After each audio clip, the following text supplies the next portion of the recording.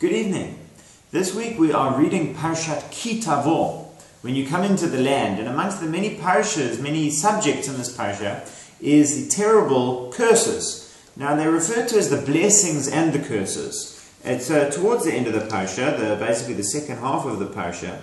But it's not really correct to call them the blessings and the curses, because although they are both present, the blessings take in the region of 13 verses, whereas the curses are 52 verses. It's 4 times more. 4 times more curses than blessings. And the curses are horrible.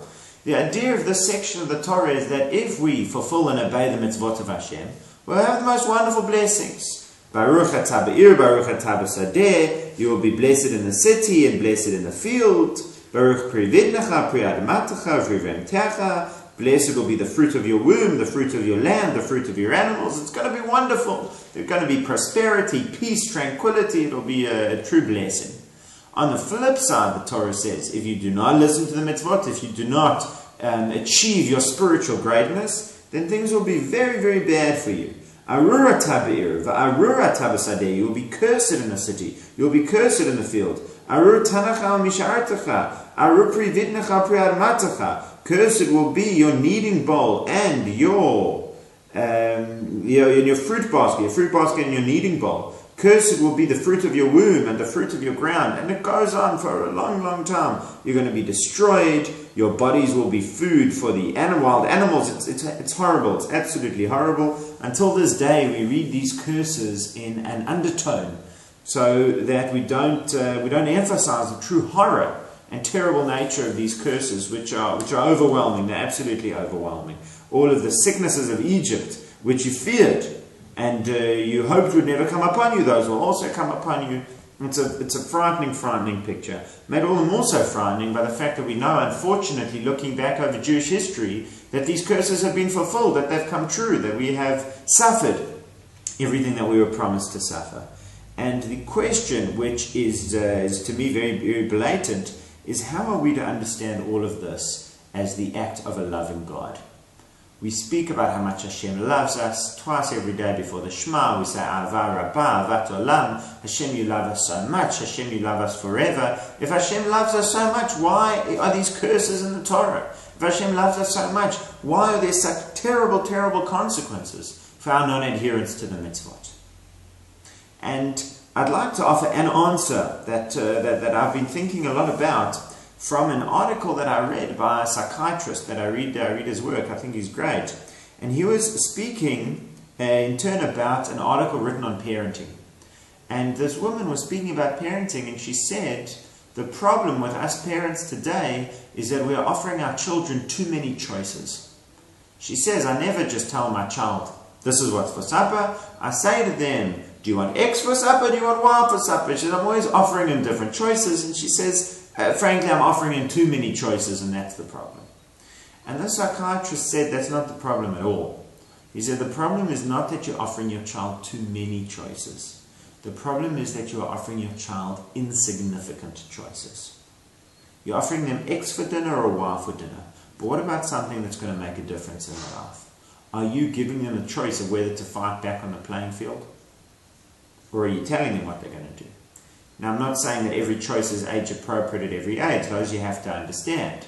But the principle is, are you empowering your child to make significant decisions? Or are you giving them the illusion of choice? Whereas the things that they're choosing don't really make any difference. It's just that they feel that they have the realm to choose, but the really important decisions are taken away from them. And that is bad parenting. It's poor parenting. Poor parenting is giving your children insignificant choices, but not giving them real, important, significant choices. Instead of teaching your child to say no to themselves, instead of saying, there's the plate of sweets, they say you brought out the sweets, and then they want more, and you explain to them why they're not going to have more, and it's not okay, and they're not allowed, and you teach them to say no to themselves, instead, you just take away the sweets so they don't have the choice. You're not empowering them to make a real decision with consequences. Again, one has to evaluate the level of maturity and the choice. I'm not speaking in specifics here. I'm speaking the general point. But I believe that an explanation of all of these curses is this very point. We know that in life not everything is our choice. We do not choose how tall or short we're going to be. We don't choose what gender we're going to be. We end up with many, many things in life. In fact, just say, Hakol b'dei shamayim chutz miyirat shamayim. Everything is in the hands of heaven except for reverence for heaven. In other words, even the things like how much money you're going to earn. There may be a certain amount of work that you have to, there probably is a certain amount of work that you have to put in, but ultimately how much money you're going to earn is not up to you. That's up to Hashem. You get people who are wealthy and people who are poor in almost every occupation and profession. All of those things are predetermined. There's only one area in which you have choice. Hakol b'dei shamayim chutz miyirat shamayim. Everything is in the hands of heaven, our sages say, except for our reverence for heaven. In other words, except for our moral and spiritual decisions, except for our relationship with Hashem, except for choosing what kind of moral, good, holy person we're going to be. That is the only decision that's ours.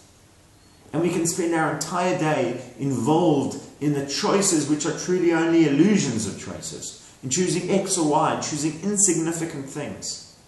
Or we can make the only choice that we really have, which is our relationship with Hashem, which obviously is integrally tied up to our relationship with other people, our relationship with ourselves. Do we behave in a holy, upright, honest, good, kind way?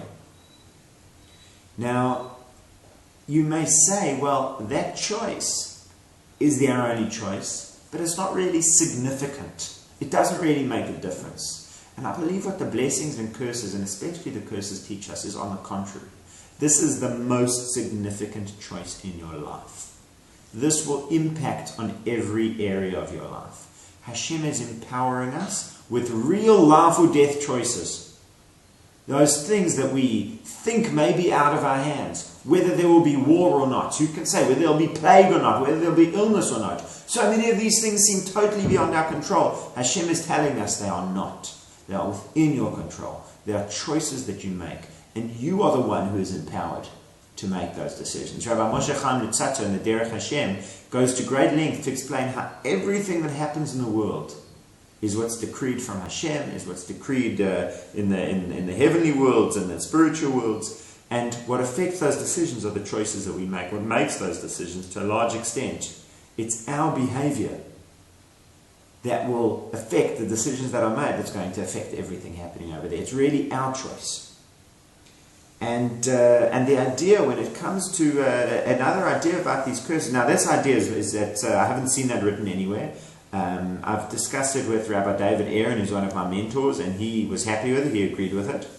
And another thought about the curses as well, which I think ties in with it, is that the Maharal of Prague says one of the names for curses is nokev, to curse somebody, nokev, likov. So he says that comes from the word nekev.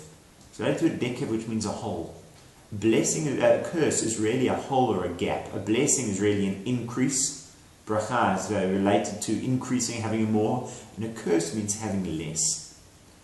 And the Maggid of Dubno explains, he says, explains through an analogy, through a story, that you had a poor man asking for food. And somebody came past and gave him a loaf of bread and a bottle of poison. This poor man's going to say, I appreciate the bread, but what are you giving me poison for? However, he says, if the man had these both in the same bag, and he just quickly took it out and gave it to the guy, poor man will understand. He really wants to give him the bread. But the bread and the poison are in the same bag, so he has to give them both. But he only wants the beggar to have the bread. He says it's the same thing with us, with Hashem, with the curses and the blessings. Really, Hashem only wants to give us the blessings, but the blessings are tied up with the curses. You can't have the blessings without the curses. And I was wondering why that is. Why should it be that you can't have the blessings without the curses? Make it the blessings, or what's normal? So firstly, coming back to what we said, if your only choice is between an okay life and a brilliant life, that again isn't such a significant choice. The stakes are not all that high. If it's between an okay life and a very nice life, so many people will opt for mediocre if it's easier. But those are not the choices, between terrible, horrible punishments and between wonderful, amazing blessings. But the other idea is something Rabbi David Aaron again explains, There are no mountains without valleys. There are no valleys without mountains. The two only exist in contrast and definition with one another. There's no black without white. There's no white without black. There is no such thing as fulfillment, as increase, as having a lot. There's not such a thing as having a little. There's no such thing as being full if there isn't such a thing as being empty. Those two concepts simply go together and define one another. And the definition of blessing is the opposite of curse. Definition of curse is the opposite of blessing. In order for there to be blessing, there has to be curse. In order for them to be something, there has to be the concept of nothing. And so while a bracha, a blessing, represents increase, goodness, prosperity, the curse, the nekava, nokev, represents the hole, the gap, what we don't have. And the idea to me of these blessings and curses is that Hashem wants to empower us. He wants us to grow up. He wants us to take responsibility for our lives, take accountability for what we're doing. And ultimately that we should make the choices that will fill our lives with blessings and goodness and not, God forbid, the curses. Have a wonderful Shabbos.